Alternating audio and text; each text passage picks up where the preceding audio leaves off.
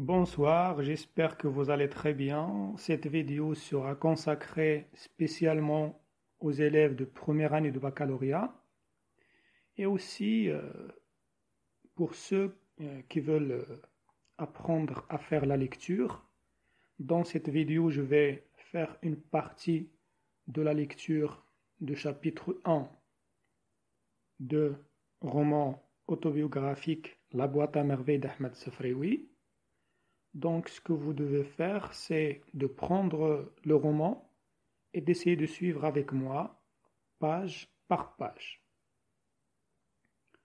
غتحاولوا تاخدوا الرومان وغتحاولوا تتبعوا معايا la lecture. Alors, je commence. La boîte à merveilles d'Ahmed Safraoui. Chapitre 1. Le soir, quand tous dorment, les riches dans leurs chaudes couvertures, les pauvres sur les marches des boutiques ou sous les porches des palais, moi je ne dors pas. Je songe à ma solitude et j'en sens tout le poids. Ma solitude ne date pas d'hier. Je vois au fond d'une impasse que le soleil ne visite jamais un petit garçon de 6 ans dresser un piège pour attraper un moineau, mais le moineau ne vient jamais. Il désire tant ce petit moineau. Il ne le mangera pas, il ne le martyrisera pas. Il veut en faire son compagnon. Les pieds nus, sur la terre humide, il court jusqu'au bout de la ruelle pour voir passer les ânes et revient s'asseoir sur le pas de la maison et attendre l'arrivée du moineau qui ne vient pas. Le soir, il rentre le cœur gros et les yeux rougis, balançant au bout de son petit bras un piège en fil de cuivre. Nous habitions Dar Chouafa, la maison de la voyante. Effectivement, au rez-de-chaussée habitait une voyante de grande réputation. Des quartiers les plus éloignés, des femmes de toutes les conditions venaient la consulter. Elle était voyante et quelque peu sorcière, adepte de la confrérie des Gnawa, gens de Guinée. Elle s'offrait une fois par mois une séance de musique et de danse nègre. Des nuages de benjoin ont blessé la maison et les crotales et les gambris nous empêchaient de dormir toute la nuit. Je ne comprenais rien au rituel compliqué qui se déroulait au rez-de-chaussée. De notre fenêtre du 2e étage, je distinguais à travers la fumée des aromates les silhouettes gesticulées. Elles faisaient tinter leurs instruments bizarres. J'entendais des youyous. Les robes étaient tantôt bleu ciel, tantôt rouge sang, parfois d'un jaune flamboyant. Les lendemains de ces fêtes étaient des jours mornes, plus tristes et plus gris que les jours ordinaires. Je me levais de bonne heure pour aller en Msid, école coranique située à 2 pas de la maison. Les bruits de la nuit roulaient encore dans ma tête. L'odeur du benjoin et de l'encens m'enivrait. Autour de moi rôdaient les genounes, les démons noirs évoqués par la sorcière et ses amis avec une frénésie qui touchait au délire. Je sentais les genounes me frôler de leurs doigts brûlants. J'entendais leur rire comme par les nuits d'orage. Mes index dans les oreilles, je criais les versets tracés sur ma planchette avec un accent de désespoir. Les 2 pièces de rez-de-chaussée étaient occupées par la chouafa principale locataire. Au 1er étage habitait Driss Laouad, sa femme Rahma et leur fille d'un an plus âgée que moi. Elle s'appelait Zénep et je ne l'aimais pas. Toute cette famille disposait d'une seule pièce. Rahma faisait la cuisine sur le palier. Nous partagions avec Fatma Bziouia le 2e étage. Nos 2 fenêtres faisaient vis-à-vis et donnaient sur le patio. Un vieux patio dont les carreaux avaient depuis longtemps perdu leurs émaux de couleur et qui paraissait pavé de briques. Elle était tous les jours lavée à grand eau et frottée au balai de Doum. Les genounes aimaient la propreté. Les clientes de la chouafaz avaient dès l'entrée une bonne impression. Impression de netteté et de paix qui invitait à l'abandon, aux confidences, autant d'éléments qui aidaient la voyante à dévoiler plus sûrement l'avenir. Il n'y avait pas de clientes tous les jours. Aussi inexplicable que cela puisse paraître, Il y avait la morte 16 ans. On ne pouvait en prévoir l'époque. Brusquement, les femmes cessaient d'avoir recours à des filtres d'amour, se préoccupaient moins de leurs avenirs, ne se plaignaient plus de leurs douleurs des reins, des omoplates ou du ventre. Aucun démon ne les tourmentait.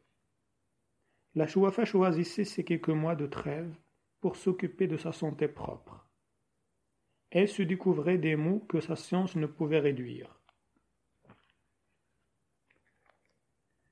Les diables l'hallucinaient, se montraient exigeants quant à la couleur des cafetans, l'heure de les porter, les aromates qu'il fallait brûler dans telle ou telle circonstance.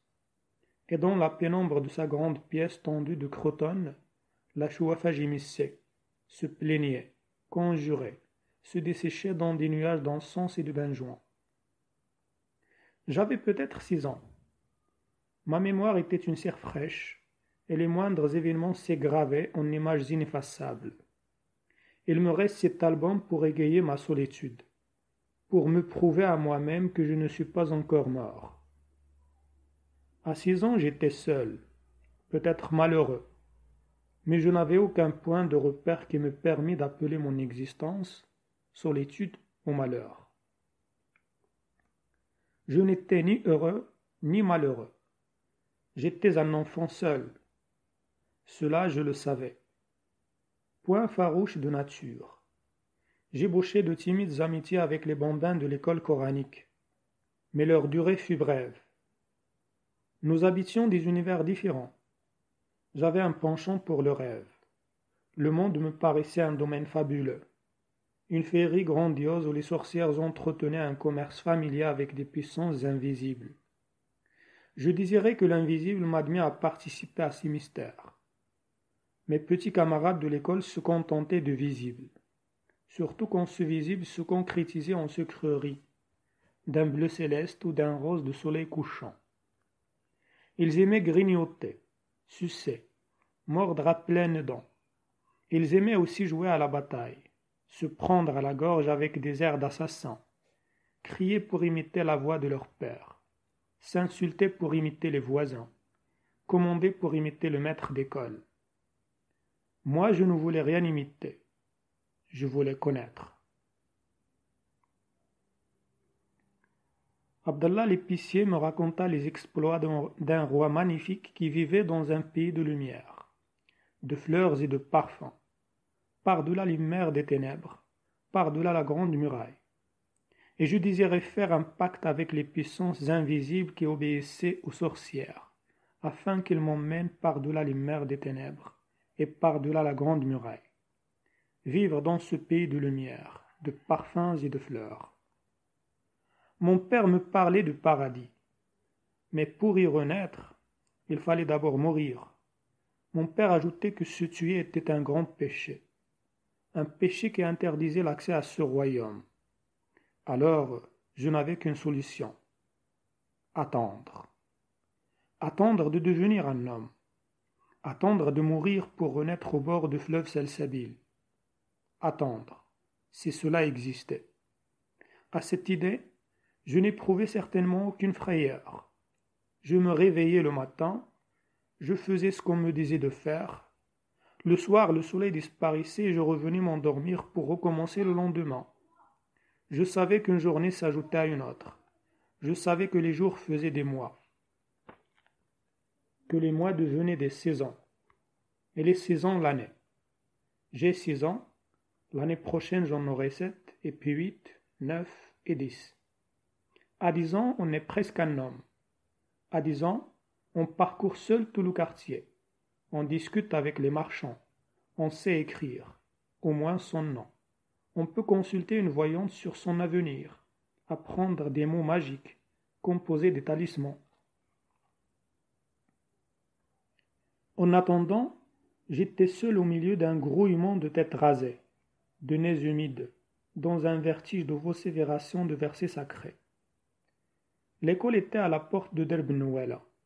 Le frère, un grand maigre à barbe noire, dont les yeux lançaient constamment des flammes de colère, habitait la rue Gief. Je connaissais cette rue. Je savais qu'au fond d'un boyau noir et humide, s'ouvrait une porte basse d'où s'échappait toute la journée un brouhaha continu de voix de femmes et de pleurs d'enfants. La première fois que j'avais entendu ce bruit, j'avais éclaté en sanglots, parce que je n'avais reconnu les voix de l'enfer telles que mon père les évoqua un soir. Ma mère me calma. Je t'emmène prendre un bain, je te promets une orange et un œuf dur, et tu trouves le moyen de braire comme un âne.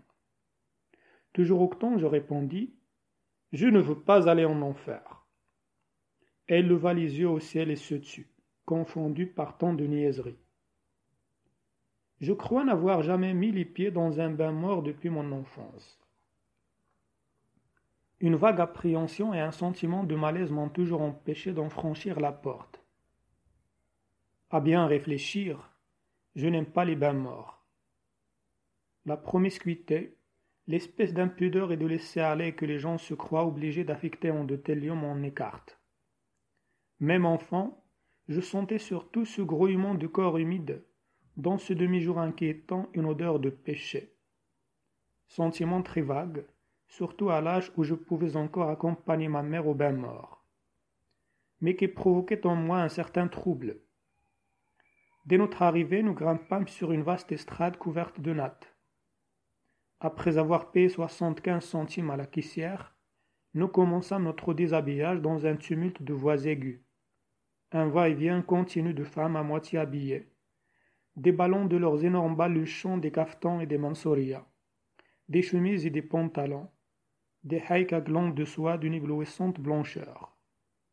Toutes ces femmes parlaient fort, gesticulaient avec passion, poussaient des hurlements inexplicables et injustifiés. Je retirai mes vêtements et je restai tout bête, les mains sur le ventre, devant ma mère lancée dans une explication avec une amie de rencontre. Il y avait bien d'autres enfants, mais ils paraissaient à leur aise. Couraient entre les cuisses humides, les mamelles pendantes, les montagnes de baluchons, fiers de montrer leur ventre ballonné et leurs fesses grises.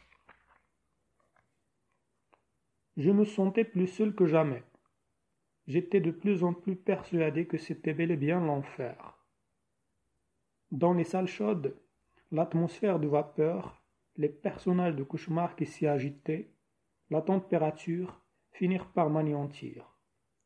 Je m'assis dans un coin, tremblant de fièvre et de peur. Je me demandais ce que pouvaient bien faire toutes ces femmes qui tournoyaient partout, couraient dans tous les sens, traînant de grands seaux de bois débordant d'eau bouillante qui m'éclaboussaient au passage. Ne venaient-elles donc pas pour se laver? Il y en avait bien une ou deux qui tiraient sur leurs cheveux, assises, les jambes allongées, protestant d'une voix haute, mais les autres ne semblaient même pas s'apercevoir de leur présence et continuaient leurs éternels voyages avec leurs éternels seaux de bois. Ma mère, prise dans le tourbillon, émergeait de temps en temps d'une masse de jambes et de bras, me lançait une recommandation, une injure, que je n'arrivais pas à saisir et disparaissait. Devant moi, dans un seau vide, il y avait un peigne en corne, un gobelet de cuivre bien astiqué, des oranges et des œufs durs. Je pris timidement une orange, je l'épluchai, je la suçai pendant longtemps, le regard vague. Je sentais moins l'indécence de mon corps dans cette pénombre. Je le regardais se couvrir de grosses gouttes de sueur et je finis par oublier les femmes qui s'agitaient, leurs seaux de bois et leurs voyages inexplicables autour de la pièce. Ma mère fondit sur moi. Elle me plongea dans un seau d'eau, me couvrit la tête d'une glaise odorante et malgré mes cris et mes larmes, me noya sous un flot d'injures et de feu. Elle me sortit de seau, me jeta dans un coin comme un paquet, disparut de nouveau dans le tourbillon. Mon désespoir dura peu. Je plongeai la main dans le seau à provisions et je pris un œuf dur, gourmandise dont j'étais particulièrement friand. Je n'avais pas encore fini d'en grignoter le jaune que ma mère réapparut de nouveau, m'aspergea alternativement d'eau bouillante et d'eau glacée, me couvrit d'une serviette et m'emporta à moitié mort à l'air frais sur l'estrade au baluchon. Je l'entendis dire à la caissière: La lave-t-on? Je te laisse, mon fils. Je n'ai pas eu encore une goutte d'eau pour me laver. Et à moi: Habille-toi à tête d'oignon. Voici une orange pour t'occuper. Fin de la première partie.